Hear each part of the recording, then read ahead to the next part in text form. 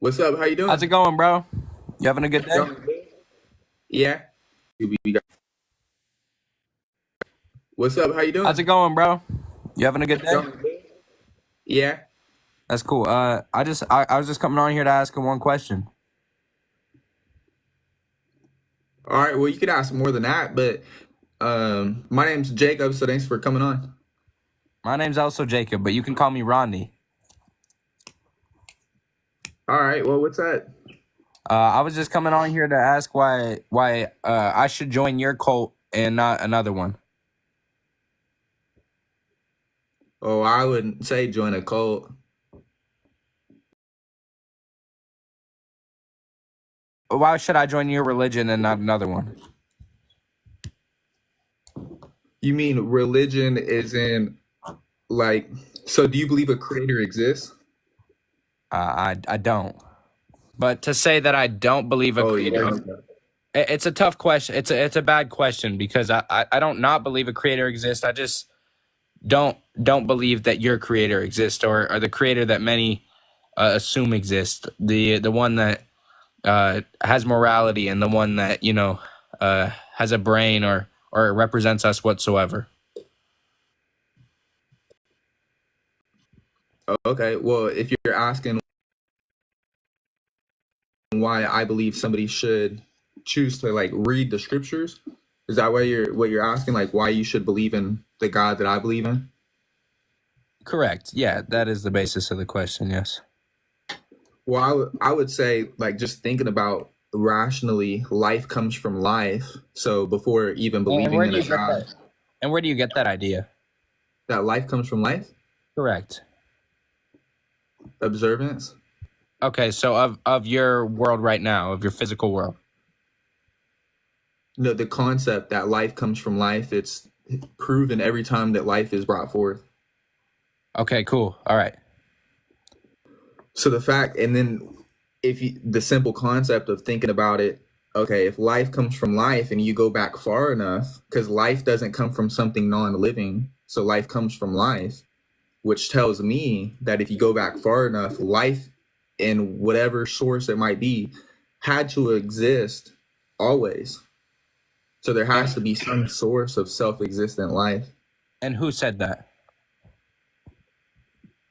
Well, that's just thinking about it logically, and then we have the scriptures telling us that that would be the case. But sir, you can't think about gods and theology logically, right? I mean, that doesn't make sense. There's things in science that don't add up, right? And there's things that happen that aren't abiding by law, and you're just setting this law down out of nowhere that life has to come from life. Why can't life always make sense? Well, I didn't set it out of nowhere. I said two reasons just thinking about it. I said that life always comes from life. And I stated that here's a book which tells us that that's the case. But I'll say this is because you're saying what would make you want to join the side that I'm on, which is actually a really good question. But if I were to join the side that you're on, you don't believe there's do you believe that when your body I'm not out here trying your to get heart people to beats join my. I'm not out here trying to get people to join my side. I'm just out here looking at other people's okay. views and seeing why Okay, I believe but what I there's a believe side and to if what it. I believe. What's up? But everybody has a side. So because of what you believe, everybody has a side. And if you don't believe anything at all, that's still a side that you're on. But here's the conclusion though, the matter I would state too, is that what we're taught is that there's an accountability we're gonna have to give. So we have to be careful with the decisions that we make. But the perspective of believing in no accountability is to believe that you should or you can do whatever you want as long as you get away with it. And then you'll never have to give an accountability. Uh, I I'm not really sure the exact uh you know meaning of what you're saying. Are you saying that I don't have to answer to anybody when I die, and I don't have to answer to my actions, and I'm not responsible for my actions when I die? No, that's what you say. That's the mindset that because you don't believe in a creator. So if there's nothing Correct. higher, I don't think I'm going to be judged or sent to hell or punished or even rewarded for anything I've done in my life. No. I know, but that's what I just said a second ago, is that the end conclusion of the path that you're on, the mindset is encouraged. Because if somebody else joins your side, you're saying you don't want anyone to join your side. But if they began believing how you did, they're joining the side you're on. It might not be your side, but it's the side you're on. But I think the point I'm making is that atheism is not like a religion where I'm trying to recruit people, right? No, your God tells you to go out and preach and show people the gospel, but I don't have that type of belief, right? I'm out here for my own personal growth and just strengthening my beliefs and my views and seeing and challenge and trying to challenge those beliefs so I can follow the correct and more reasonable thing. well, I'm all out for your personal growth too. But what I'm saying is that what the perspective you're presenting is that when a person passes away, there is no accountability, which tells us that the principle to living life could be true, that you can do whatever you want, and as long as you get away with it, you'll never face an accountability. Correct. I could in this world do whatever I want, and so can you. But the difference is you're saying that you'll never have to face an accountability. So like, And I get this argument a lot, and I think that I see what you're saying, but I think it makes my belief more genuine because you're doing good works because your God tells you to, and that you're going to be punished if you don't. And I'm doing good works because I genuinely think. One sec, I'm doing good work. One sec, one sec. I'm doing good. Okay, but you're telling me what I believe, and that's not true. But you just claim that. You just said that because I'm not judged in the end, my decisions aren't based off that. And you're saying that because you are judged in the end, your decisions are based off that, correct? No, you said that I am choosing to live in a way that tries to abide by instructions, because if not, I believe I'm going to be punished for it. Could you say that again?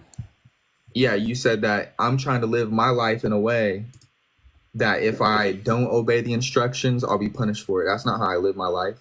And that's not the reason why I choose to abide by these instructions. Okay, so you don't fear the damnation of God to hell? Why would I? Because you're separated from your God. Do you not fear that? Well, it says in Romans chapter 5, it says that through Jesus going to the cross of being crucified, we have been reconciled. And it said, how much more being reconciled shall we be saved by his life, because he lives forever. So why would I have fear of condemnation?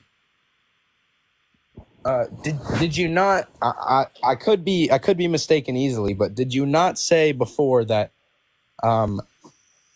since I don't believe that I'm gonna be judged for the actions that I do on this earth, that nothing I do matters really? You stated nothing you do will come into an account, that if you do something, you can you'll never have to face accountability as long as you get away with it. Correct. And so you're saying you do things because you're gonna have to face accountability for it. But you were saying that I live my life because if I don't, I'm going to be punished for it. I never said that. Well, taking accountability. Like, if you want to replace punished with taking accountability, yes. But either way, in saying that, you did say that you do, and that's your religion. You do good works, right? So you don't get punished, or not that for that reason. But if you do bad things, you get punished. You know that. I mean. Okay, but even if you have a job, right, aren't there rules to staying employed, right? But and then again, you're jumping into the system in which my mindset is being involved in, but the position that you're in is, because if you're not trying to get anyone to join your side, what you're really doing is just coming on here trying to get people to hop off of this side, because you're not trying to get them to join your side. No. I'm not trying to hop anybody off of any side. I think if you believe what you believe and that gives you strength or guidance or anything, I think that's cool for you. I'm up here personally, again, for my personal growth, right? I have questions everybody. Rodney, but if it's cool for me, as long as I'm involved in growth, now you are you would be forcing your morality of what good growth means, because for me good growth could mean possession wise, and if you're my neighbor it wouldn't be good to take your stuff, and that's you saying it's not good, but to me it could be good. And if we have no authority above us besides the law of the land, which tells us what right and wrong is, then we're at a standstill, and then it's basically whoever's strongest wins. If you're trying to have a morality argument, I'll just stop it right there. Those are pointless in the atheist and Christian world, right? Absolutely circles. So it's But what I was pointless. trying to, It's pointless. Okay. It's pointless. You're saying that you believe you could do whatever you want, and I'm saying that we're going to face an accountability, and you were saying that you should do. You're all about what's good for someone else for their growth. And I just brought up an example of where I take your stuff that's me growing, and you said that's a pointless discussion. I didn't. Could you explain your point before then? I didn't really get what you were saying there. Because you're Could you telling me explain what about you were right saying and about? wrong. You're telling me about right and wrong. So you're imposing your perspective of what is right upon me, when you just said you're not trying to get anyone to join your side, when now you're imposing your side's perspective of what is Well, right. You're saying you don't well, want anyone to join your side, yet you're forcing a perspective upon someone else while not trying to get them to join your side. again, I'm not forcing a perspective, right? I'm just showing to you my perspective, right? Just as you were showing you or me your perspective. Okay, so I'll just share this. So the reason why I believe individuals should join the side that I'm on is because it does create healthier mindsets, healthier living, better uses of your time.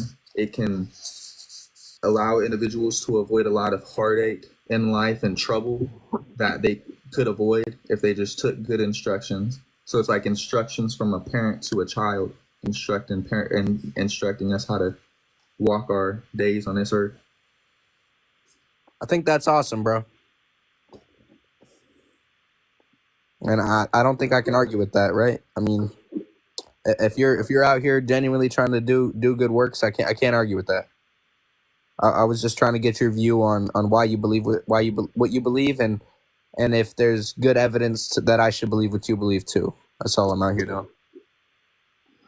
Yeah, I've recently got into talking about skepticism, how individuals, like, how should we even believe the scriptures? And there's some predictions made in here, like the fulfillment of Daniel chapter 7, within Rome's first 11 emperors, there would be someone called the Son of Man who would ascend up into heaven and receive all authority. And you have the New Testament telling us that that was actually a reference to what a man named Jesus claimed to do that, and then afterwards his followers said that that was him who did that.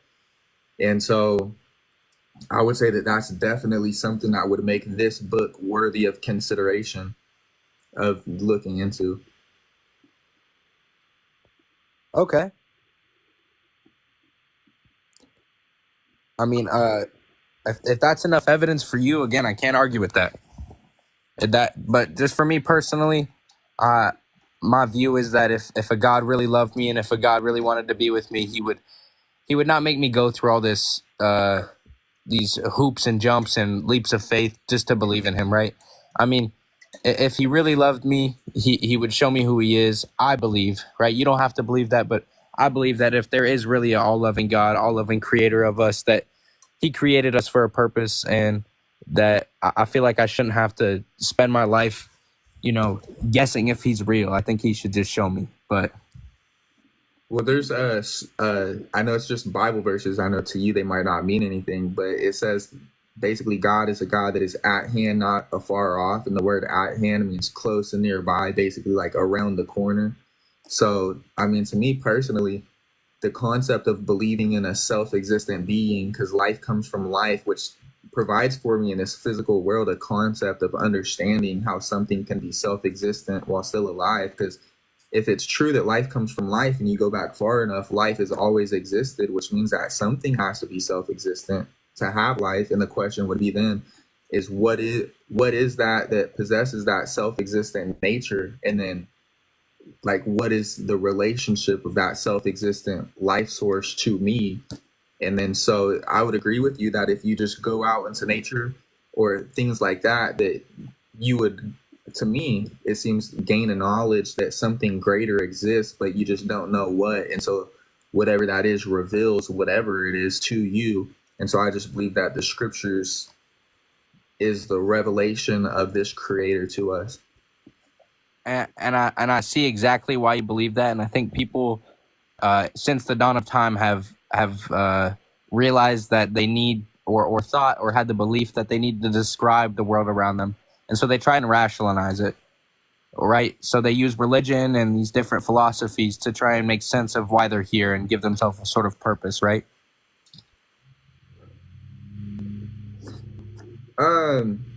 I was thinking about this earlier about how, and I was talking with my parents about this, about how the concept in which is presented in the book is like the origin of how we're even here. And because if, like you and I mean, I'm supposing you might be bigger than 5 feet, but the concept of something being larger than 5 feet appearing here like that is not in the principles taught within the concept of evolution, that life evolved from little things, because in order for us to get this big, something had to start out this big. And then you look at something this big, and then you look at all the different types of living creatures. I mean, to me, it seems much more even reasonable to believe that it's more true that things are created rather than thousands of different little things this big somehow growing up and to become what we are today at the very same time. Like everything's full grown, like everything's already matured. Giraffes are giraffes, monkeys are monkeys, like everything's evolved. And I don't think that it's a coincidence that we're all evolved at the same time. I think we've evolved to a point where we are that we need to be where we are, right? Like people's skin color changes because they go into different groups or different geological locations in the world, right? I think to say that we're evolved to the highest we can be evolved is an uneducated statement, right? Because evolution is not an end point, but a changing in adaptations to work best in your environment. Correct. Oh, I don't know. I don't know if that's what evolution is. Like if that's, I don't know if that's a definition or the principle behind it, but to me, it just makes sense to see that everything's basically fully developed, and we're all fully developed, and we're here together. So I can just show to you how we're not fully developed. When you look at the back of say a water bottle or something, right? Or anything with an ingredients list. Can you photographically take a picture of that in your mind and remember that for the rest of your life, and then write it down perfectly and memorize everything you see perfectly? But that would be implying that that's part of the full design. What I'm trying to prove to you is that there's no full design, right? There can always be room for growth, and that you implying that we're to the max of our evolution is an incorrect statement. Well, the evolution would be Is an incorrect statement. Well, the evolution would be physically born as time goes on, become smarter. I think that creatures do as time goes on, or humans at least, as time goes on, can become more intelligent. Yes. Well, if you in the future, because it was nice talking with you. My name's Jacob. I'm a member of the Church of Christ, and so there's so much division in the community. People claiming to follow the Bible when really they're not even reading the Bible. So I'm just trying to encourage people like you to examine why they believe what they believe, and to create a unity in the community. So, and my name's Jacob. And if you have any questions about anything that I say, or like a Bible verse or whatever it might be, you're more than welcome to come up and we can have another conversation.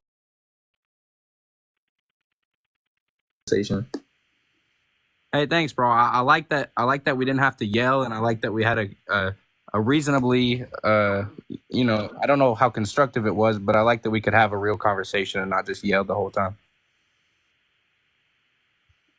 Thanks. Yeah, I do too. So, all right. Well, just come back if you have any other questions. Yes, sir. And then I just wanted to respond to one of the comments, Mon from Cali. I never once said that we are robots ever, so I just wanted to leave it at that. All right.